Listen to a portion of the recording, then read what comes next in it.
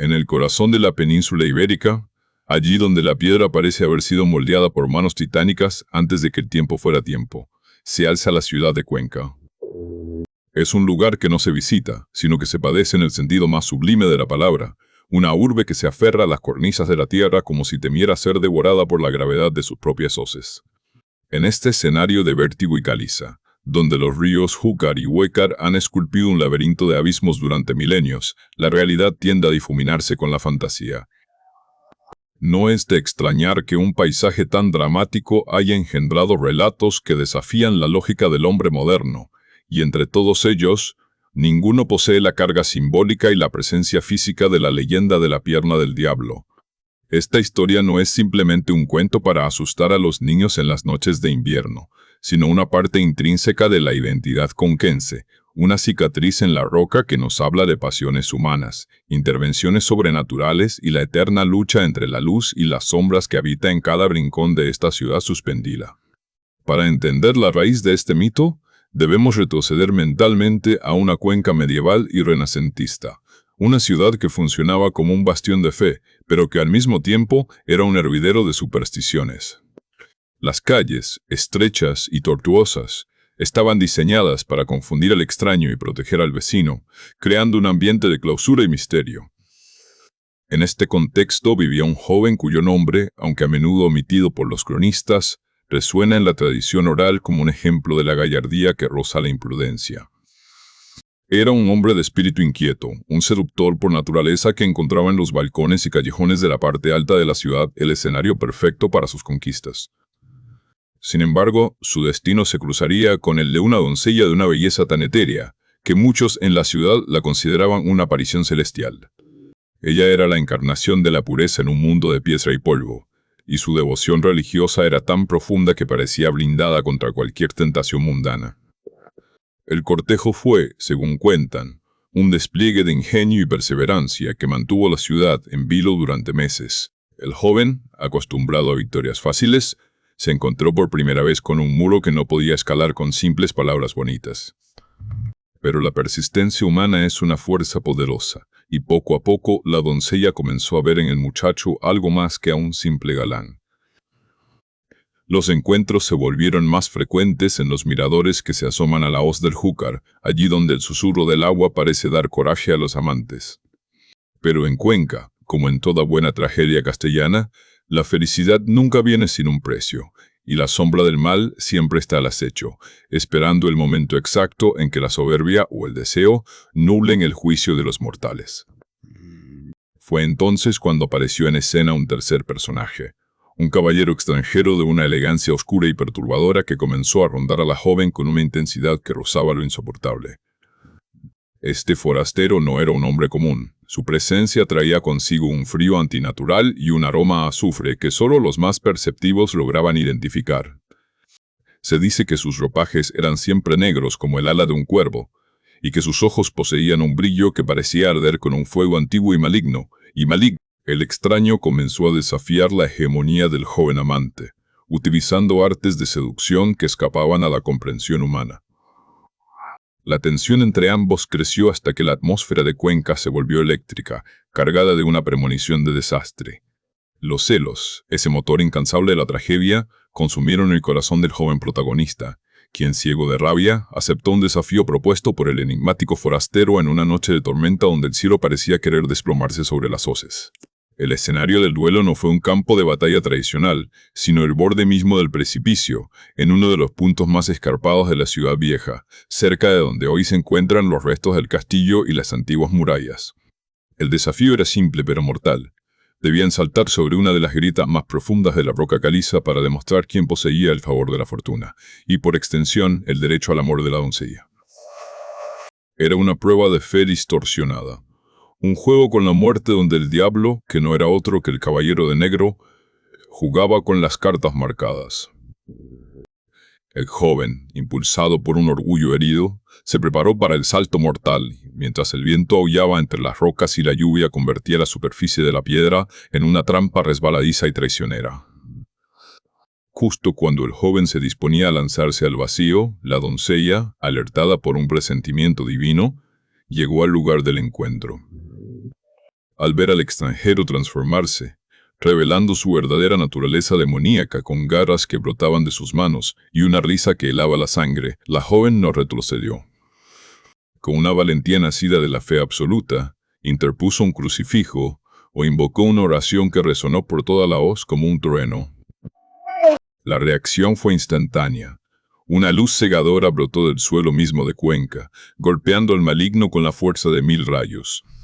El diablo, sorprendido por la resistencia de un alma pura, perdió el equilibrio en el borde del abismo.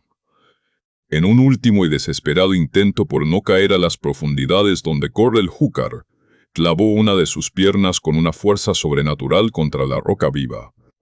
El impacto fue de tal magnitud que el sonido se escuchó en toda la serranía, un crujido seco de piedra rompiéndose bajo una presión infernal. El diablo logró impulsarse de nuevo hacia las sombras, desapareciendo en un torbellino de humo negro y dejando tras de sí un silencio sepulcral. Pero el daño ya estaba hecho en la geografía de la ciudad.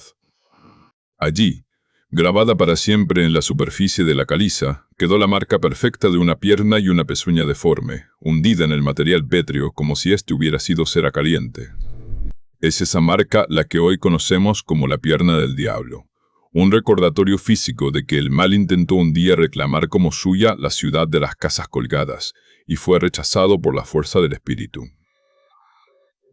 Desde aquel evento mítico, la pierna del diablo se convirtió en un lugar de peregrinación para los curiosos y de advertencia para los temerarios. La marca se encuentra en un lugar que requiere un ojo atento para ser descubierta entre las irregularidades naturales de la piedra. Se trata de una depresión alargada, con una anatomía inquietantemente similar a la de una extremidad inferior humana que termina en una forma curva y afilada, consistente con las representaciones tradicionales de las patas caprinas del demonio. Lo que hace que este lugar sea tan especial no es solo la forma de la roca, sino la atmósfera que la rodea. Que el aire parece más pesado allí, y el silencio de la hoz adquiere una cualidad reverencial. Los conquenses han transmitido la historia de padres a hijos, asegurándose de que el significado de la marca no se pierda en el olvido del tiempo. Para el observador moderno, existen explicaciones geológicas que intentan desmitificar el fenómeno. La roca caliza de Cuenca es conocida por su naturaleza cárstica, lo que significa que es extremadamente susceptible a la erosión química y mecánica. El agua de lluvia, cargada de dióxido de carbono, disuelve lentamente el carbonato cálcico, creando agujeros, grietas y formas caprichosas que a menudo imitan objetos reales. Es lo que se conoce como pareidolia, la tendencia humana a ver patrones familiares en formas aleatorias.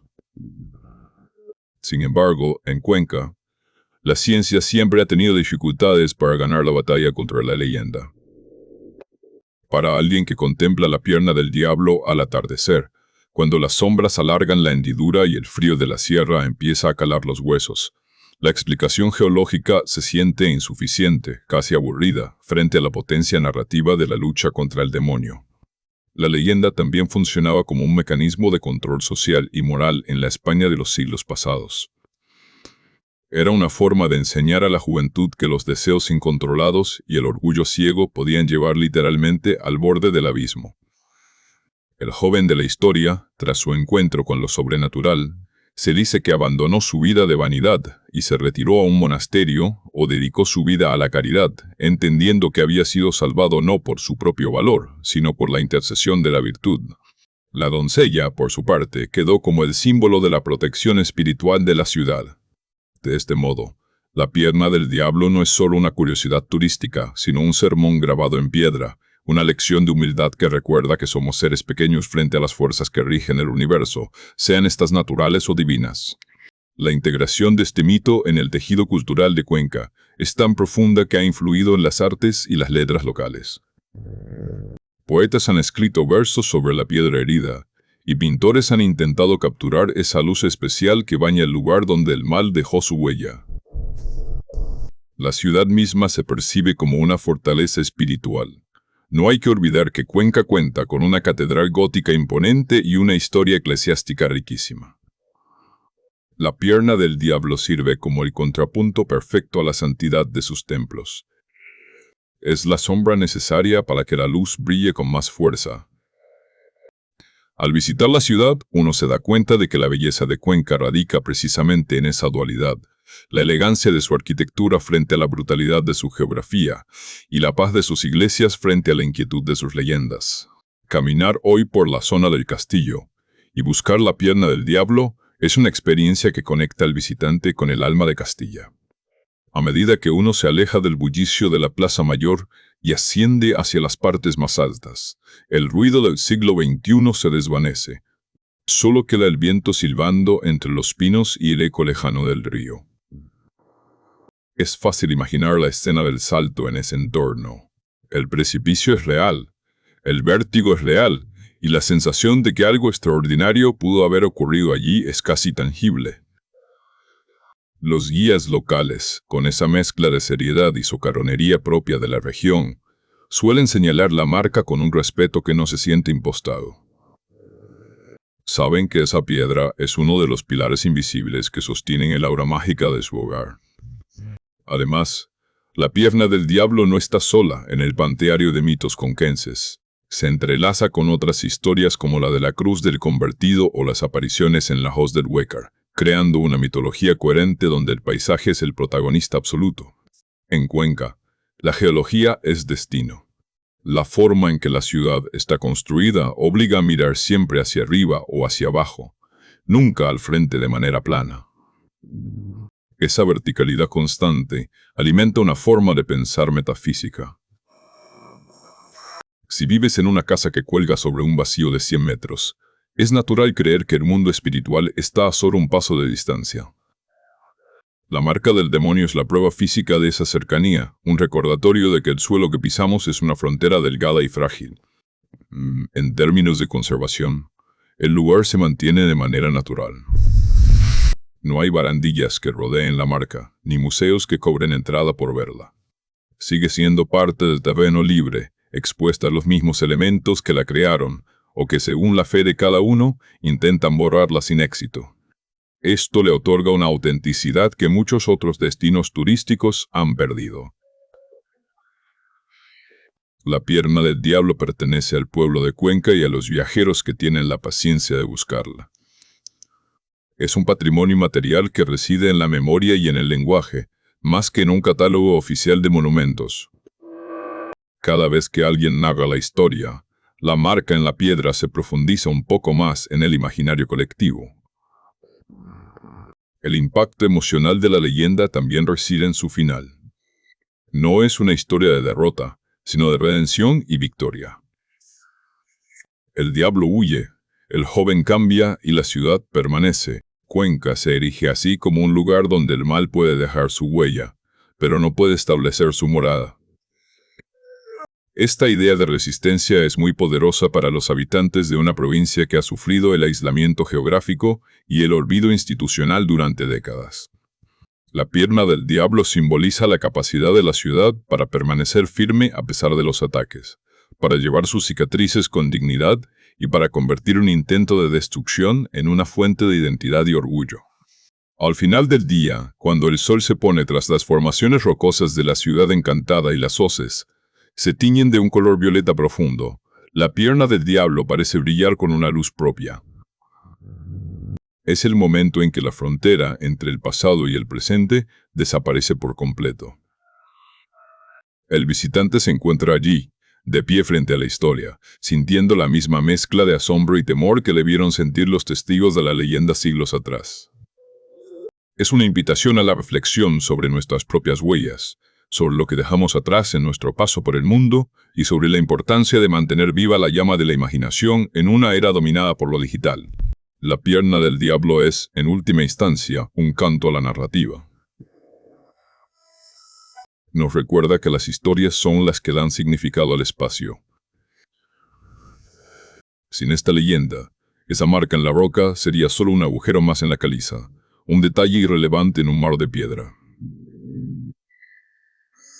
Con la leyenda, se convierte en un portal, en una lección y en un vínculo. Cuenca, con sus casas desafiantes y sus abismos infinitos, seguirá siendo la guardiana de este y otros secretos, recordándonos a todos que, en ocasiones, lo más real de un lugar es aquello que no se puede explicar con palabras sencillas, sino con el lenguaje eterno de los mitos. Mientras el Júcar siga tallando su camino y el viento siga golpeando las murallas de la ciudad alta, la pierna del diablo permanecerá allí, como un testigo mudo de una noche en la que la fe fue más fuerte que la gravedad y el amor más poderoso que el infierno. Es fascinante pensar en cuántas personas, a lo largo de los siglos, han puesto su propio pie sobre esa marca, tratando de imaginar el tamaño de aquel ser que la dejó. Es un gesto de curiosidad humana casi infantil, pero que encierra una búsqueda de conexión con lo trascendental. Al final, todos buscamos marcas en el camino que nos aseguren que no estamos solos en nuestra lucha contra la incertidumbre. Cuenca nos regala esta historia como un refugio, como una forma de decir que, incluso en el borde del abismo más aterrador, hay esperanza. Y así, la pierna del diablo deja de ser algo siniestro para convertirse en un símbolo de la victoria de la vida sobre la oscuridad, grabada para siempre en el corazón de una de las ciudades más hermosas y enigmáticas del mundo.